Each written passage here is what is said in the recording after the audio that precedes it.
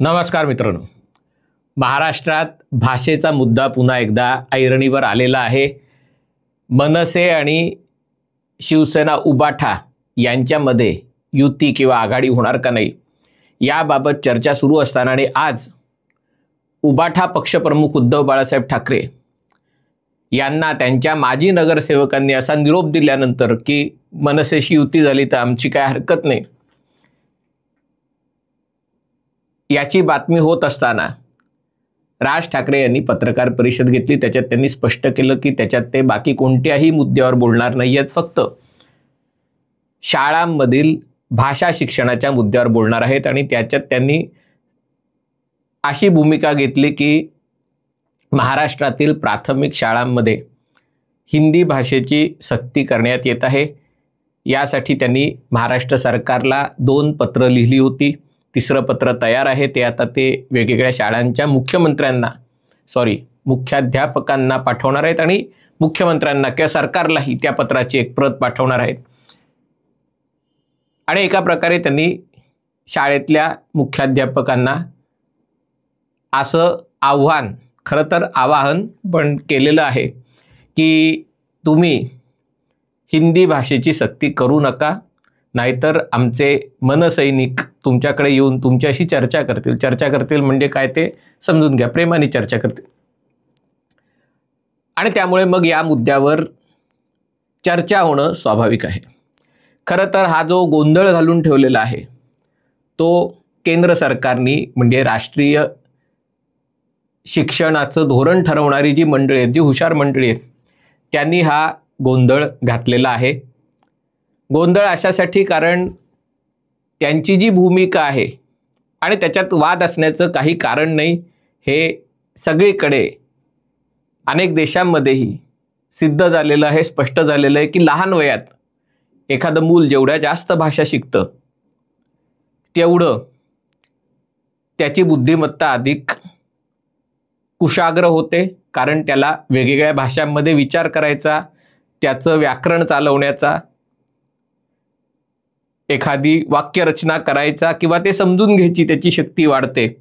आणि त्यामुळे अमेरिका असो, ब्रिटन असो किंवा अन्य पाश्चिमात्य देशांमध्ये जी मुलं अशा घरातून येतात जिथे इंग्रजी मातृभाषा नाहीये, ती मुलं इंग्रजी मातृभाषा असलेल्या विद्यार्थ्यांपेक्षा चांगली कामगिरी करतात आणि अनेकदा ती टॉपला राहतात, कारण तिथे त्या मुलांना जास्त भाषा शिकाव्या लागतात।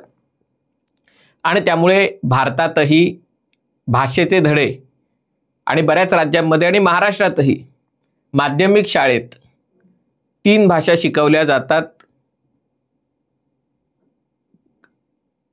त्या केवळ माध्यमिक शाळेत न शिकवता जाता प्राथमिक शिक्षणापासून 3 भाषांचा समावेश करावा, कारण जेवढं लहानपणी तुम्ही शिकाल, ठरवलं तर काय पी.व्ही. नरसिंहराव यांच्यासारखे लोक 16-17 भाषा बोलू शकायचे, शिकू शकायचे। आणि त्यामुळे माणसाने ठरवलं तर त्याला काय अशक्य नाही, पण ज्यांचा निश्चय एवढा दृढ नसतो ते जर लहानपणी न कळण्याच्या वयात जर भाषा शिकले तर त्या भाषेच्या शिक्षणापेक्षा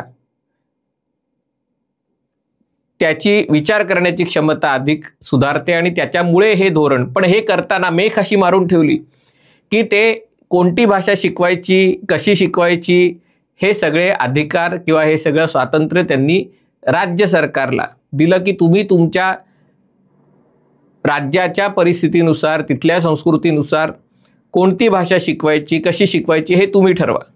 म्हणजे 3 भाषा तुम्ही शिकवाव्यात, त्यातल्या 2 भाषा भारतीय असाव्यात, 1 भाषा पाश्चिमात्य असावी, म्हणजे 1 भाषा इंग्रजी असावी थोडक्यात, दुसरी भाषा तुमची मातृभाषा किंवा प्रादेशिक भाषा असावी, आणि तिसरी भाषा भारतीय भाषांमधली एखादी निवडावी। आणि त्यामुळे मग त्याच्यातनं राजकारण निर्माण झालं। खरं तर यात प्रश्न निर्माण व्हायला काही कारण नव्हता।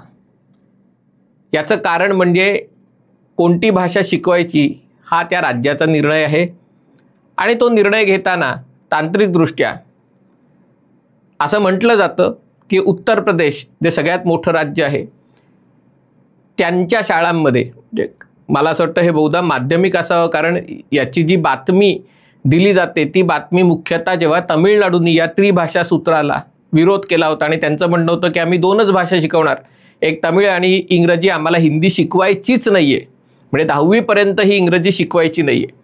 आणि त्याच्यात त्यांनी एक संसदेत एक सादरीकरण करण्यात आलं होतं शिक्षण मंत्र्यांनी, आणि त्याच्यात असं सांगितलं होतं की गुजरात आणि पंजाब ही 2 राज्य त्रिभाषा सूत्रामध्ये सगळ्यात पुढे आहेत. त्यांच्यामध्ये 3 भाषा शिकवण्याचा दर हा 90% जास्त आहे. म्हणजे आज राज ठाकरेंनी कुठलं तरी गुजरात काउन्सिल ऑफ एज्युकेशन वगैरे कुठल्या तरी वेबसाईटमध्ये काहीतरी सांगितलं, ते मला काही त्याचा बोध झाला नाही की त्याच्यात म्हणजे त्यांनी इंग्रजी, गणित आणि गुजराती शिकवले. म्हणजे मग गुजरात जर शिकवत नसेल तर महाराष्ट्र का म्हणजे महाराष्ट्राला काय घाई आहे वगैरे असं त्यांनी काहीतरी प्रश्न केला. पण या त्रिभाषा सूत्रामध्ये गुजरात सगळ्यात पुढे आहे, पंजाब पुढे आहे. कारण साहजिकच आहे की पंजाबमध्ये असताना तुम्हाला पंजाबी आणि हिंदी या 2 भाषा येणं स्वाभाविक आहे. तसं 2 भाषांमध्ये खूप जास्त फरक नाही आहे. आणि त्यामुळे पंजाबी, हिंदी आणि इंग्रजी तसंच गुजराती ही पण हिंदीच्या बऱ्यापैकी जवळची भाषा आहे किंवा खूप जास्त मिश्र भाषा आहे. आणि त्यामुळे गुजराती, हिंदी, इंग्रजी हे गुजरातमध्ये शिकवलं जातं आणि देशाच्या एकूण 2/3 भागामध्ये या 3 भाषा शिकवल्या जातात. 3 भाषा सूत्र यशस्वीरित्या राबवलं जातं. याच्यामध्ये जी राज्य सगळ्यात जास्त पुढे आहेत त्याच्यामध्ये गुजरात 97.6%, पंजाब 96.2%, सिक्कीम 89.2%, उत्तराखंड 87.4%, उत्तर प्रदेश 82.8%. हा त्यांचा क्रम आहे. आणि जी सगळ्यात खालची राज्य आहेत, आणि त्याच्यात एक गोष्ट लक्षात घेतली पाहिजे, जी खालचं राज्य आहे सगळ्यात ते आहे अरुणाचल प्रदेश. त्याच्यात 0.3% दर आहे. पण हे लक्षात घेतलं पाहिजे की अरुणाचलमध्ये अनेक जनजाती आहेत आणि प्रत्येकाची वेगवेगळी भाषा आहे, पण त्या एवढ्या सगळ्या जनजाती आहेत की राज्य नाहीतर एकत्र राहू शकणार नाही. आणि त्यामुळे अरुणाचलनीच हिंदी भाषा स्वीकारलेली आहे आणि त्यामुळे त्यांच्यासाठी 3री भाषा निवडणं अवघड आहे. पण त्यामुळे ते हिंदी आणि इंग्रजी या 2 भाषा शिकवतात. पण 0.3% शाळांमध्ये 3 भाषा आहेत. बाकी नागालँड 2.5%, तामिळनाडू 3.2% वगैरे वगैरे आहे. म्हणजे ही आत्ताची परिस्थिती आहे. पण मला असं वाटतं की ही परिस्थिती मुख्यतः माध्यमिक शाळांमध्ये, प्राथमिक शाळांमध्ये आता 3 भाषा घ्यायच्या की लगेच मनसेची मराठी अस्मिता जागृत झालेली. आणि त्यांचं म्हणणं आहे की महाराष्ट्राने हे सगळं करायची गरज काय. आता याच्यामध्ये राज्य सरकारचा निर्णय आहे, तो काही हिंदी भाषिकांना पुढे करण्याचा वगैरे विषय नाही, हा लॉजिस्टिक्सचा विषय आहे. कारण लॉजिस्टिक्स म्हणजे महाराष्ट्रात 43,000 गावं आहेत आणि यातल्या अनेक गावांमध्ये ज्या शाळा आहेत, प्राथमिक शाळा आहेत, त्या 1 शिक्षकी किंवा 2 शिक्षकी शाळा आहेत. आणि त्यामुळे जेव्हा एकच शिक्षक सगळे विषय शिकवतो तेव्हा त्याला ॲडिशनल एक भाषा शिकायची, म्हणजे आधी मुलांना शिकवण्याच्या आधी शिक्षकाला भाषा यायला पाहिजे. नाहीतर मग असा विचार करणं बरोबर आहे की रत्नागिरी आणि सिंधुदुर्गच्या मुलांनी कोकणी भाषा शिकावी, कोल्हापूर, सांगली आणि सोलापूरच्या लोकांनी कन्नड भाषा शिकावी, कदाचित लातूरच्याही लोकांनी कन्नड भाषा शिकावी. ते केलं तर तरी त्याच्यामध्ये संजय राऊतमध्ये येतील.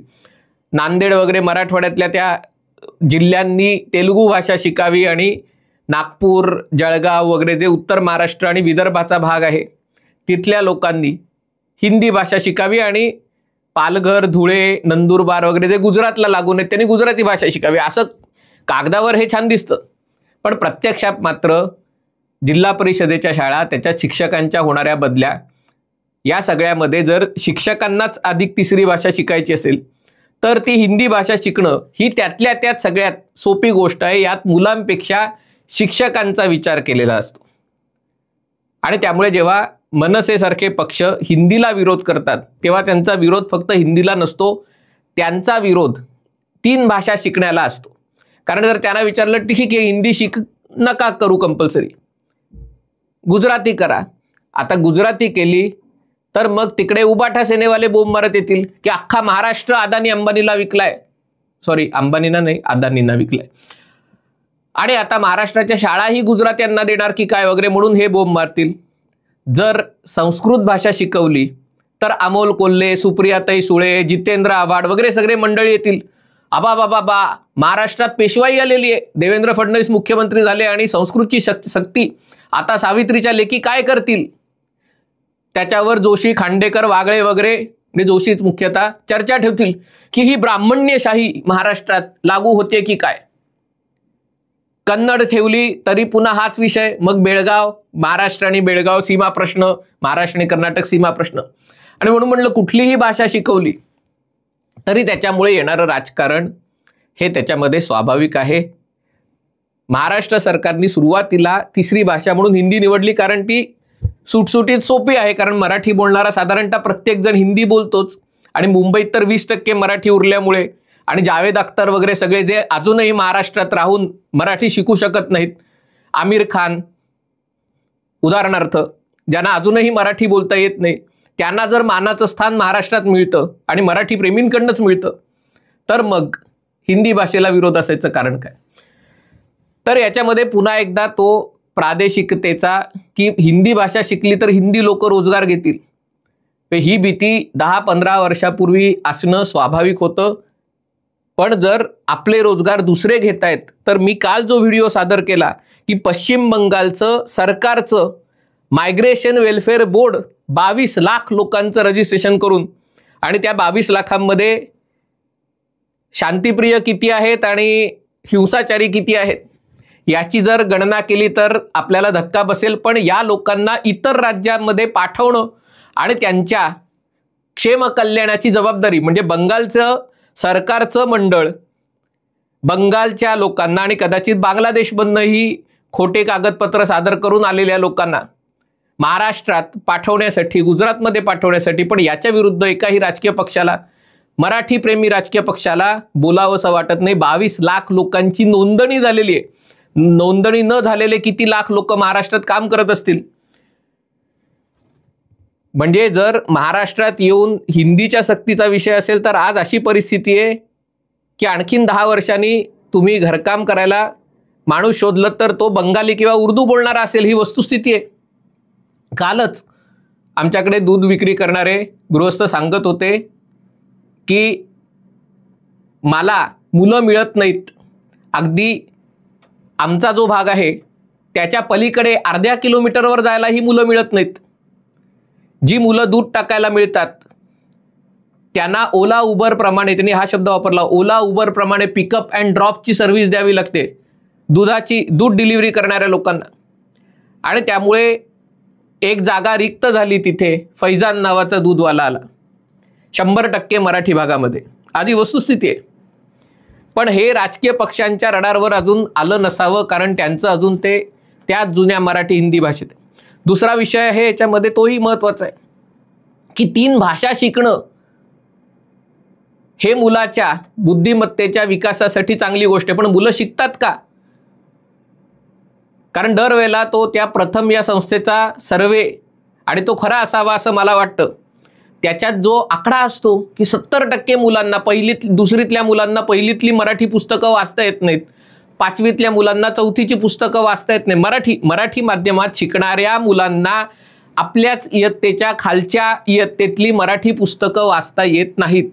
आणि त्यांचा आकडा काहीतरी 50%, 60%, ज्या ग्रामपंचायतीच्या आणि जिल्हा परिषदेच्या शाळा सगळ्या अशा असतात त्याच्यात हा, आणि दरवर्षी हा सादर केला जातो. जिथे मातृभाषात जर मुलांना बोलता येत नसेल, म्हणजे चांगली मातृभाषा बोलता येत नसेल, शिकता येत नसेल, तर तिथे 2 भाषा 3 भाषांच्या सूत्राचा काय उपयोग आहे? शिक्षक कसे नेमणार? म्हणजे याबाबत विषय आला होता की बिहारमध्ये त्यांनी संस्कृत किंवा उर्दू, म्हणजे मुसलमान असतील तर उर्दू, हिंदू असतील तर संस्कृत, अशी तिसरी भाषा घेतली. बंगालमध्येही त्यांनी संस्कृत भाषा निवडलेली आहे. पण तिथेही संस्कृत, उर्दू किंवा हिंदी, उत्तर प्रदेशमध्येही त्यांनी संस्कृत भाषा केलेली आहे. पण तिथेही भाषा शिकवायला शिक्षक मिळत नाहीत, कारण शिक्षकांना संस्कृत आलं पाहिजे. म्हणजे हा पेशवाई आली वगैरे हा सगळा भाग दूर राहिला. पण मी इयत्ता 8वीमध्ये संस्कृत घेतला असता, त्याची सुरुवात जर अगदी सुरुवातीच्या संस्कृतपासून झाली तर तेच पहिलीतल्या मुलांना नेमकं काय संस्कृत शिकवणार? पण म्हणून म्हणलं की राष्ट्रीय शिक्षण धोरण ठरवणाऱ्यांना हा विचार करायचा नसतो, त्यांना धोरण ठरवायचं असतं. मग जमिनीवर काय होईल याची जबाबदारी त्यांची नसते. मी एकाच या कार्यक्रमाला गेलो होतो, त्यांनी वेगवेगळी कन्सल्टेशन्स आयोजित केली होती, आणि तेव्हा त्या SNDTच्या कुलगुरू त्या समितीच्या प्रमुख होत्या, त्या समितीत होत्या, आणि त्या समितीत त्या NEP तेव्हा लागू झाली नव्हती. तेव्हा त्याने सांगितलं की ग्रामीण भागामध्ये कशा प्रकारे सुसज्ज शाळा बांधायचा त्याचं धोरण आहे की असं या एका ठराविक भागामध्ये एक शाळा असावी आणि त्या शाळेत सगळ्या प्रयोगशाळा, ग्रंथालय वगैरे असं सगळं सुसज्जता असावी. मुद्दा असा आहे की ज्या वेगाने ग्रामीण भागातून शहरी भागात स्थलांतर होतंय, म्हणजे कोकणातली तर गावं ओस पडलेली आहेत, तिथे फक्त आता उर्दू भाषा बोलणारे लोक उरलेले आहेत. हीच अवस्था महाराष्ट्राच्या अनेक गावांमध्ये होते, जिथे गावामध्ये 20 मुलं मिळत नाहीत. एका गावामध्ये प्राथमिक शाळेत जायला 20 मुलं मिळत नाहीत. अशा ठिकाणी सुसज्ज शाळा बांधून कोणासाठी बांधणार आहात? भिंतींसाठी का खडूंसाठी? म्हणून म्हटलं की कारण शिक्षण धोरण ठरवणाऱ्यांना लोकसंख्येचं स्थलांतर हा विषय त्यांच्या गावात नसतो आणि त्यामुळे असे सगळे विषय येतात. मला असं वाटतं याच्यावर राजकारणाच्या पलीकडे जाऊन बघायला पाहिजे. हिंदी शिकवण्याचा निर्णय हा सोयीचा निर्णय आहे. जरी तो शिकवला नाही तरी आज वस्तुस्थिती अशी आहे की इंटरनॅशनल स्कूल, कारण मराठी शिकवणाऱ्या, मराठीसाठी आग्रही असणाऱ्या लोकांची मुलं इंग्लिश आणि इंटरनॅशनल स्कूलमध्येच जातात. मुलं, नातवंड, पुतणे बितणे सगळे म्हणजे कुटुंबीय, कारण मराठी त्यांना घरात शिकवलं जातं, दर्जेदार मराठी. त्यामुळे मराठी शाळेत शिकायची कदाचित गरज नसावी. पण या इंटरनॅशनल शाळेमध्ये जाणारी मुलं अनेकदा पहिलीपासून ते हिंदीतच एकमेकांशी बोलतात. म्हणजे पूर्वी असं व्हायचं की आपल्या मुलाला चांगलं इंग्रजी व्हावं म्हणून पालक मुलावर घरात इंग्रजी बोलण्याची सक्ती करायचे. आमच्या काळाला असं व्हायचं मोठ्या शाळांमध्ये. पण आज मुलं इंटरनॅशनल स्कूलमध्ये जातात आणि एकमेकांशी ती पहिलीपासून हिंदीतच बोलतात. ही जर वस्तुस्थिती आहे तर आपण नेमकं कुठला मुद्दा घेऊन लढतोय आणि सरकारलाही हा विचार करायला पाहिजे की आपण नेमकं काय करू इच्छितोय. आणि जे धुरीण बसलेत सगळे राष्ट्रीय शिक्षा धोरण ठरवणाऱ्यांना, त्यांनी या विचार केला पाहिजे की आपल्याला जे अभिप्रेत आहे ते जर प्रत्यक्षात आणायचं असेल तर जे आपण सुचवतोय ते योग्य आहे का. आणि म्हणून म्हटलं की हा सगळ्यांनीच विचार करण्याचा प्रश्न आहे. शेवटी सगळ्यांच्या वादविवादात मुलं त्यांना जे शिकायचं आहे आणि मुलं शाळेच्या बाहेर जे शिकतात ते शाळेत शिकणाऱ्या गोष्टींपेक्षा खूप जास्त असतं. आणि त्यामुळे शाळेत विषय शिकवला नाही शिकवला तरी जे त्यांच्या कानावर ते विकी कौशलचं भाषण वगैरे पडलं किंवा जावेद अख्तरचं भाषण पडलं हिंदीत, तर ते हिंदी भाषा शिकतील ते. आणि त्यामुळे ही जी वस्तुस्थिती आहे तिच्याकडे दुर्लक्ष करून चालणार नाही. आज सगळ्यात काळजीची गोष्ट कुठली असेल तर जे अधिकृत सरकारी कार्यालयाच्या, म्हणजे अगदी मुख्यमंत्र्यांपासून ते इतर मंत्र्यांचं जे समाज माध्यमं चालवतात त्यांच्या ज्या दैनंदिन कार्यक्रमाचं जे वार्तांकन करतात त्याचं मराठी इतकं अशुद्ध असतं. म्हणजे आजच एक पोस्ट बघितली देवेंद्रजींचं, त्यांचं अधिकृत पान नसावं पण विठ्ठल रखमाईची चमत्कारिक मूर्ती घरी ठेवली. चमत्कारिक मूर्ती. चमत्कारी आणि चमत्कारिक हा फरक न कळणारी पिढी आज सरकारमध्ये आणि राज्यामध्ये महत्त्वाच्या ठिकाणी बसलेली आहे. आणि त्याच्यामुळे आपण कोणत्या विषयांनी कसला लढा देतोय याचा प्रत्येकाने विचार करण्याची गरज आहे. हा व्हिडिओ आपल्याला आवडला असेल तर कृपया लाईक करा, शेअर करा आणि हे चॅनल सबस्क्राईब करा एवढीच विनंती आहे. तुर्तास इथेच थांबतो. पाहत रहा MH48.